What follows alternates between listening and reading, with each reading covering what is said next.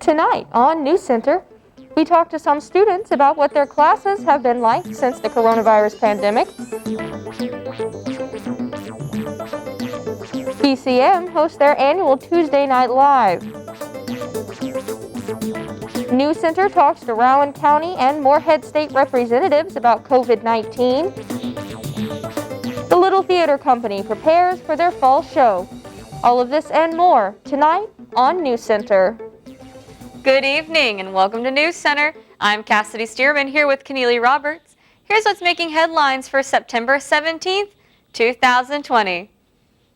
Morehead State University has been recognized for the 17th consecutive year as one of the top public universities in the South by U.S. News & World Report.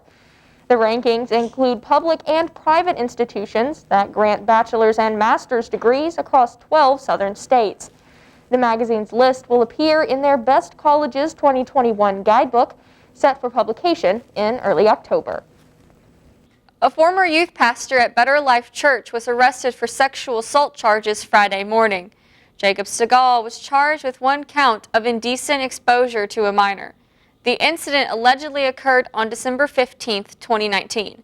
Segal could be spending 90 days in jail or pay $250,000 if found guilty. The mother of an alleged victim says, "It is my prayer that this will make him understand that this behavior will not be tolerated by our community," end quote. Segal currently remains in custody of the Rowan County Jail. The COVID-19 pandemic has affected several aspects of college life for students, but especially those in majors that require rigorous lab hours. NewsCenter talked to students about how they've been coping with these changes. Like most of everything across campus, there have been many changes, one of which were the labs. We caught up with some students to see what changes they've noticed and what they think could help prevent the spread of the virus. I have one lab, and it's for studio production practices, and I only have one lab a week, and it's been shortened from from 2 hours into just 1 hour, and the classes are a whole lot smaller. Yeah, nobody's really sure how long this is going to last, so it could be something that I have to be on the other side of hosting the Zoom meetings when I have my own classroom. But it's also, I feel like, gotten me a lot more used to the softwares and the programs that lots of elementary teachers use. So I think, honestly, the best thing that you can do is just continue to follow the guidelines that the university has put in place. Like, always wear your mask inside. Stay 6 feet away from each other, use the appropriate doors, the ones that are marked enter and exit, and always wash your hands. That's probably the biggest thing that you can do. There have been quite a few changes. The most apparent one is the field experience hours that we have to do. They've all been moved to online, whether it's being in a Zoom meeting with an elementary teacher or just watching videos of people teaching. That's probably been the biggest change. Reporting for NewsCenter, I'm Logan Rout. The Cincinnati Bengals took the Los Angeles Chargers at Paul Brown Stadium, where they lost the season opener with a score of 16-13.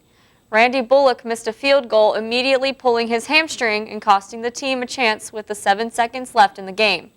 Rookie quarterback Joe Burrow threw for 193 yards, completing 23 out of 36 passes along with one interception. The Bengals will be back in action tonight at 8:30 in Cleveland, taking on the Cleveland Browns. Morehead State University's Baptist Campus Ministry, also known as the BCM, has made changes to their annual Tuesday Night Live events due to the coronavirus. Stephen Banks was there. BCM is now producing Tuesday Night Live, also known as TNL, virtually on their YouTube channel, Morehead BCM, where MSU students can access videos made by TNL members. Students can also participate in watch parties hosted by BCM on Tuesday nights at 8 p.m. Instead of watching live performances, students will be divided in separate groups of 10 and watch pre-recorded comedy skits while they receive the message of Christ. Well, it's tough. They want to be in person, and then we want to do the live skits, and it's such an interactive and fun thing that it is a challenge to do it differently. But we are making the best out of a challenging situation, and still being able to do it virtually is a win. Baptist Campus Ministry Pastor Matthew Mofield says that like everywhere else on campus, masks are required to participate in the watch parties. Students must also have their temperatures checked before entering the building. Once students have entered the building, they must scan a QR code that will take them to an online survey, which they must complete. And so you go to verse 3, and it says, "For still the vision awaits its appointed time." That means the vision that God spoke to Habakkuk already had an appointed time, right? So the vision's not... Mofield says that while it is more of a virtual experience, he still wanted the face-to-face element so students can enjoy TNL with their friends. His goal is to provide whatever means necessary to spread the message of God and to help students overcome difficult times. We got to focus less on what's happening to us and more on what God's doing through this. And I believe that the Lord is definitely working and has a purpose and a plan throughout this whole pandemic. And our role is just to trust Him and to continue moving forward. Students need interaction. They need personal relationships. We weren't meant to live in isolation, and we cannot always get what we need from virtual means. God didn't create us that way. We're made for relationship with Him and with one another. Reporting for NewsCenter, this is Stephen Banks. We'll be right back with your weather forecast after the break.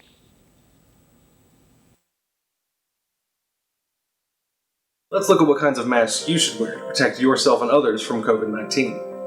N95 masks provide the best fit and protection from airborne particles. Surgical masks, though they don't fit as tightly, still provide excellent protection from airborne particles. Though cloth masks aren't as protective, they are the most widely available and are still better than wearing no mask at all. According to a study from Duke University, neck gaiter masks should be avoided at all costs as they are actually worse than wearing no mask at all. That's all there is to it. I am confident. I am strong. I'm intelligent. I am beautiful. I am womanly. We are Panalytic. We are Panalytic. We are Panalytic. We are Panalytic. We are Panalytic.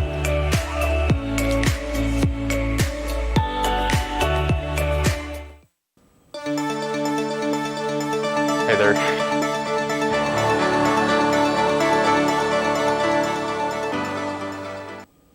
Hey there, Eagles. Let's get y'all caught up on what's going on with the weather across the Bluegrass. Currently in Moorhead, we're sitting at 76 degrees and it's partly cloudy and winds are at 6 miles an hour. Across the state, we're primarily staying in the high 70s and low 80s. Ward's at 76, Lexington's at 77, and Paducah's topping us off at 83. Tonight for Moorhead, it's going to be cloudy with a low of 60 degrees and a 5% chance of precipitation. The sun will be setting at 7:37. For tomorrow, it's going to be partly cloudy with a high of 68 and the sun will be rising at 7:17. For your 7-day forecast, we're primarily going to be sunny and it's going to be around the mid-60s and low 70s. And we're actually going to be dipping into the 40s at night, which is going to be looking like we're going to be getting more towards fall weather. Now let's kick it back off to Keneally with a look at your Round County COVID update. Thanks, Logan. The coronavirus pandemic has swept the nation and created a crisis that hasn't been seen since the 1918 outbreak of the Spanish flu. Kentucky hasn't been spared. NewsCenter has the story. Rowan County in eastern Kentucky has been somewhat lucky, with just 188 confirmed cases and only one death attributed to the virus. Judge Executive Harry Clark says the county has done well to slow the spread, something he attributes to the vigilance of members of the community. I think overall we're doing very well compared to the other counties, and I think we're doing very well for the population, and I think people are doing their best in most cases to do what they need to do to prevent the spread. Moorhead State University has seen around 60 cases of COVID-19 since opening its campus back in August. Russell Mast is the vice president of student affairs at MSU. He says the university is doing well compared to other Kentucky colleges. We're taking this very seriously because what we heard from the Student Government Association and the students was we want to come back. We didn't like being away so long. Well, for us to be able to stay face-to-face classes and on campus, We've really got to do our part. Even though classes are back in full swing, Moorhead's campus looks a little emptier, something sophomore computer science major John Jenkins says is affecting the way his classes operate. Most of my classes are in person, following an alternating day schedule where I meet half online and half in person. They're about half the size of a regular class. For more information on MSU's COVID-19 response and ways you can help slow the spread, visit moorheadstate.edu/coronavirus. For NewsCenter, I'm Keneally Roberts. This past Tuesday, Governor Andy Beshear announced that there were 745 new COVID-19 cases in Kentucky. 95 of these new cases are in children that are 18 or younger, with the youngest child being 27 days old. 9 deaths were reported on Tuesday, bringing the state's total of COVID-related deaths to 1,074. The total number of COVID-19 cases in Kentucky is now 58,000. Back after the break.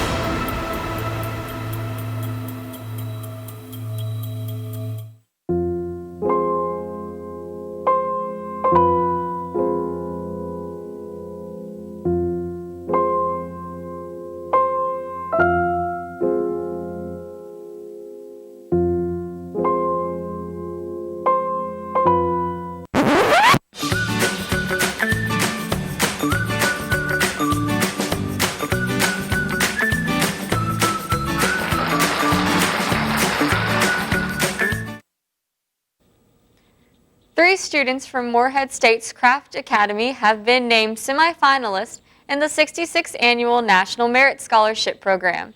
Our sister station, WMKY, reports high school seniors Matthew Lewis, Kyle Reed, and William White will continue in the competition for over 7,000 National Merit Scholarships, worth more than $30 million. To be considered for a Merit Scholarship Award, semifinalists must fulfill several requirements to advance to the competition's next level. Winners will be announced in the spring. Moorhead State's Little Company Theater will be debuting their newest production of Treasure Island this fall. NewsCenter talked to several Little Company representatives to see what to expect from this semester's show. Moorhead State University's The Little Company is back in 2020, despite COVID-19 complications. Here's what those in charge had to say. So this fall, in November, we're going to be premiering Treasure Island here in the theater department. And the story is about a young boy who is seeking an adventure, and while working with his mother in an inn, one scary night, things go awry, people die, a black spot is given, and the adventure begins. And there's pirates and treasure hunts and ship sailing, and just a darn good piratey time is had by everyone. So, during this COVID period, actors have to wear masks, so we're figuring out the best way to hear them and to light them on stage so that they're able to be heard and seen. And what kind of mask would be best for that? Would it be a face shield? Would it be these eyeglasses that go up and shield the whole face? Would it be a cloth mask, a see-through mask? So that's one part of it. And then, just rehearsals. They have to be 6 feet apart on stage, which is very, that's very unnatural for people to stand 6 feet apart, especially in intimate scenes. So it's just being creative and innovative and using new type of blocking to convey the story with the actors up on stage with masks and keeping social distance. For NewsCenter, I'm Daniel Miller. A former youth pastor at Better Life Church was arrested for sexual assault charges Friday morning. Jacob Stegall was charged with 1 count of incident exposure to a minor. The incident allegedly occurred on December 15, 2019. Stegall could spend 90 days in jail or pay $250,000 if found guilty. The mother of an alleged victim says, "It is my prayer that this will make him understand that this behavior will not be tolerated by our community," end quote. Stegall currently remains in custody at the Rowan County Jail. Rowan County Christmas held their first ever Stinging Bee competition at Sawstone Brewery last week to raise funds for their annual food and gift drive held during the holidays. RCC Board Chairperson Rhonda Hawley says, quote, "Our board works hard all year long to raise this money to provide for these kids because some of them wouldn't have a Christmas if it weren't for us," end quote. The singing competition had a successful turnout, and Hawley hopes to turn the Singing Bee into an annual fundraising event. We'll be right back after the break. You're just gonna throw everything away? We both know this isn't working out. We shouldn't have to keep trying to make it work. It should just work. What happened to forever? What happened to everything you ever promised me? I meant it. In the moment. No, you can't do that. You can't make promises and then decide to take them back. Things are different now. You're just not willing to admit it. That was a good take. Yeah, that was good. Yeah.